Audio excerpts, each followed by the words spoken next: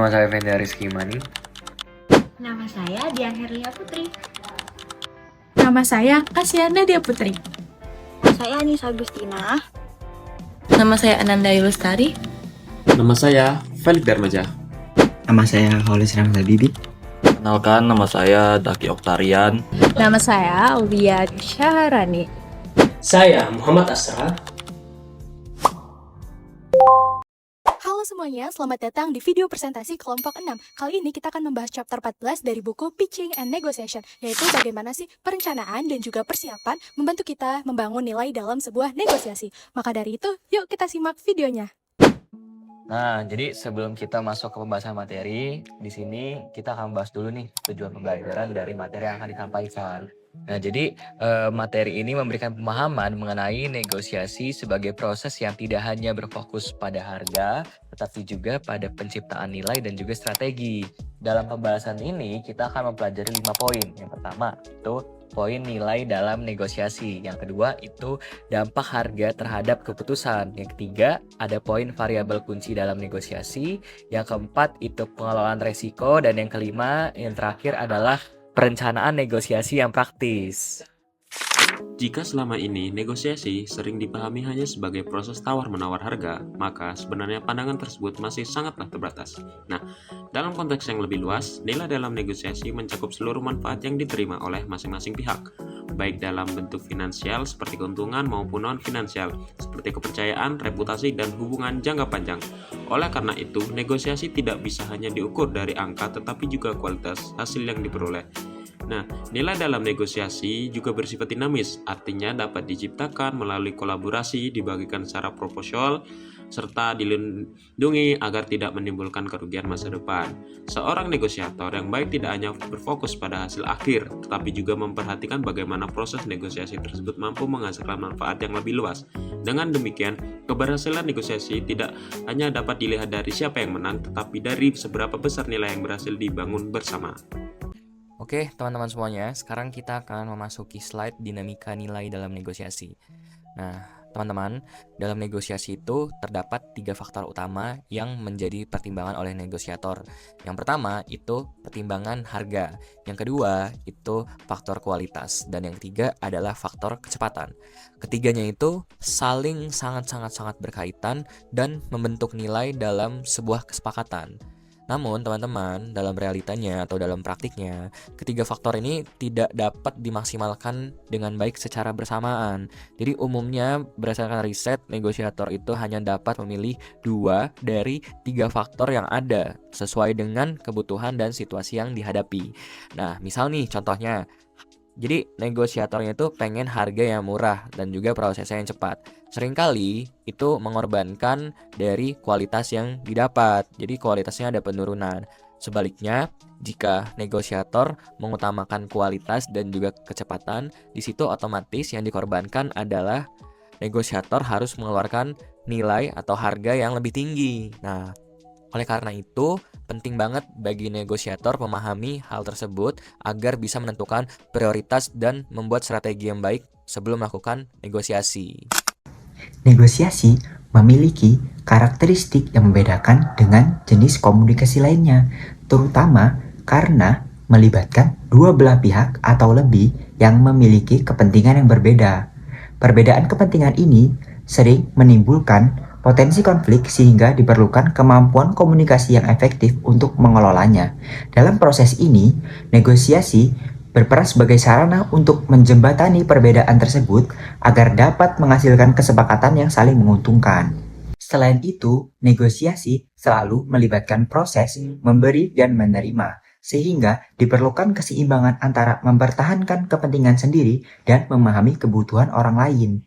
Negosiator yang terlalu kaku cenderung sulit untuk mencapai kesepakatan, sedangkan yang terlalu fleksibel cenderung merugikan dirinya sendiri.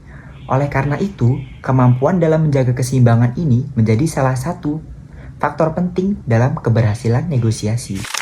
Salah satu kesalahan yang sering terjadi dalam negosiasi adalah terlalu berfokus pada harga rendah sebagai tujuan utama. Padahal, kesepakatan yang didasarkan pada harga seringkali mengabaikan faktor-faktor lain seperti kualitas produk atau jasa, waktu pelaksanaan, serta hubungan jangka panjang antar pihak. Hal ini dapat menyebabkan keputusan yang dihasilkan tidak memberikan manfaat yang optimal, bahkan berpotensi untuk menimbulkan kerugian di kemudian hari. Oleh karena itu, penting untuk melihat negosiasi secara lebih komprehensif dengan melihat berbagai macam aspek yang terlibat. Harga memang menjadi salah satu variabel penting, namun bukan satu-satunya indikator keberhasilan. Negosiator yang baik akan mampu menyeimbangkan antara harga dan faktor lainnya sehingga dapat menghasilkan keputusan yang lebih rasional, berkelanjutan, dan memberikan nilai yang lebih besar. Dalam negosiasi, nilai tidak hanya dilihat dari hasil jangka pendek, tetapi juga dari manfaat jangka panjang yang dapat diperoleh. Konsep nilai total menekankan bahwa suatu kesepakatan harus mampu memberikan keuntungan yang berkelanjutan bagi kedua belah pihak. Oleh karena itu, penting untuk tidak hanya fokus pada hasil saat ini, tetapi juga mempertimbangkan dampaknya di masa depan. Selain itu, perlindungan terhadap risiko juga menjadi bagian penting dalam negosiasi. Dengan adanya perencanaan yang matang, kedua pihak dapat mengantisipasi kemungkinan masalah yang dapat muncul setelah kesepakatan dibuat. Hal ini akan membantu menciptakan hubungan kerjasama yang lebih stabil, aman, dan saling menguntungkan dalam jangka panjang. Baik, selanjutnya di sini akan membahas soal poin-poin negosiasi. Negosiasi itu seperti saat dua orang sedang berdiskusi, supaya mendapatkan kesepakatan yang sama-sama cocok. Dalam negosiasi, ada banyak hal yang bisa dibicarakan, misalnya harga barang, jumlah barang yang dibeli, kapan barang dikirim, cara membayar, dan lamanya kerjasama. Semua hal itu disebut variabel negosiasi.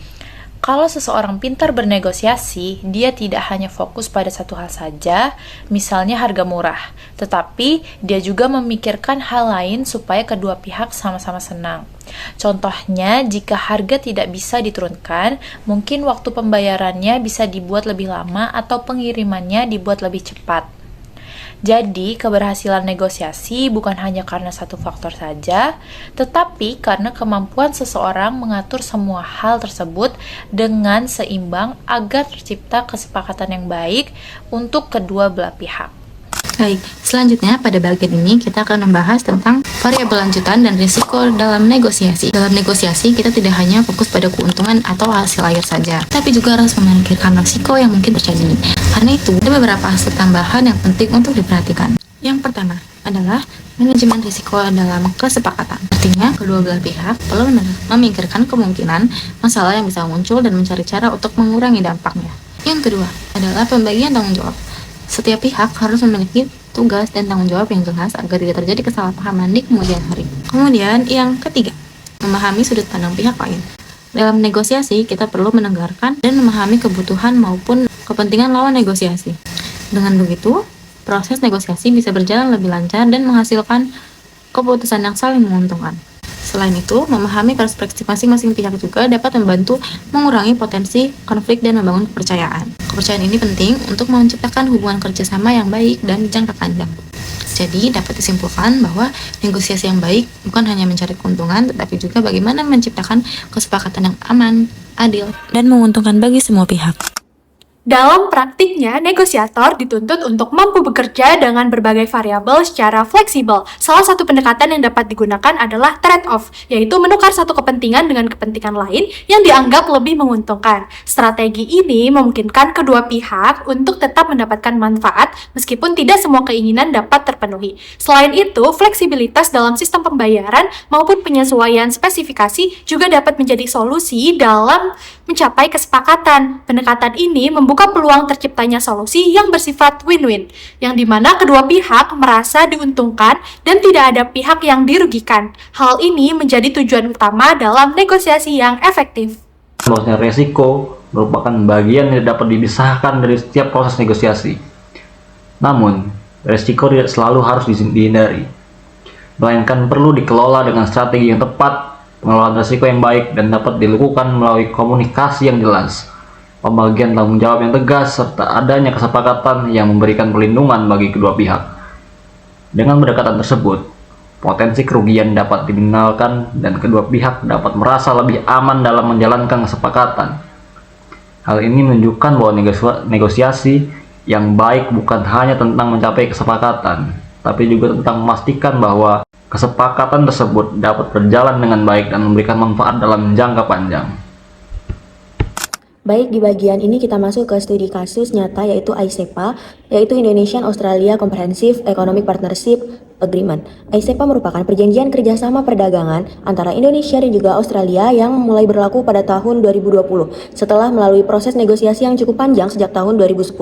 Dalam prosesnya, kedua negara memiliki kepentingan yang berbeda. Indonesia itu berfokus pada peningkatan ekspor terutama di sektor pertanian dan juga manufaktur, sementara di Australia itu lebih menekankan pada investasi dan juga pengembangan sektor jasa.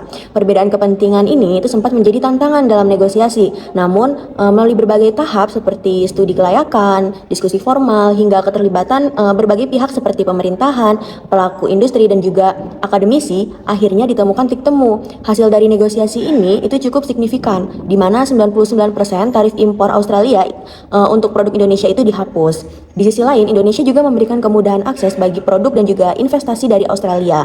Nah, dari sini kita tuh bisa lihat bahwa negosiasi itu bukan hanya tentang siapa yang menang atau kalah, tetapi bagaimana sih kedua pihak itu bisa menyesuaikan strategi untuk mencapai hasil yang saling menguntungkan. Sebagai kesimpulan, negosiasi ini merupakan proses strategi yang tidak hanya berfokus kepada harga, tetapi juga pada penciptaan nilai dan juga pengelolaan berbagai faktor. Nah, di sini ada beberapa hal yang bisa kita ambil. Yang pertama, nilai dalam negosiasi itu bersifat dinamis dan juga multidimensional.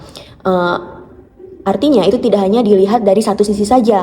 Yang kedua, harga itu bukan satu-satunya indikator dalam pengambilan keputusan, karena ada faktor lain juga seperti hubungan jangka panjang dan juga peluang kerjasama. Nah, yang ketiga, variabel dan juga risiko dalam negosiasi itu perlu dikelola dengan baik agar tidak merugikan salah satu pihak.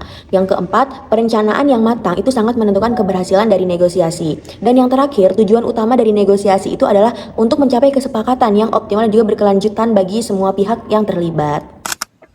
Appreciate you guys yang telah menonton video ini sampai habis. Kami dari kelompok 14 Pitching and Negotiation izin pamit undur diri. Mohon maaf bila ada kesalahan kata atau kekurangan dalam penyampaian materi. Cukup sekian dan terima kasih. Wassalamualaikum warahmatullahi wabarakatuh. Terima kasih.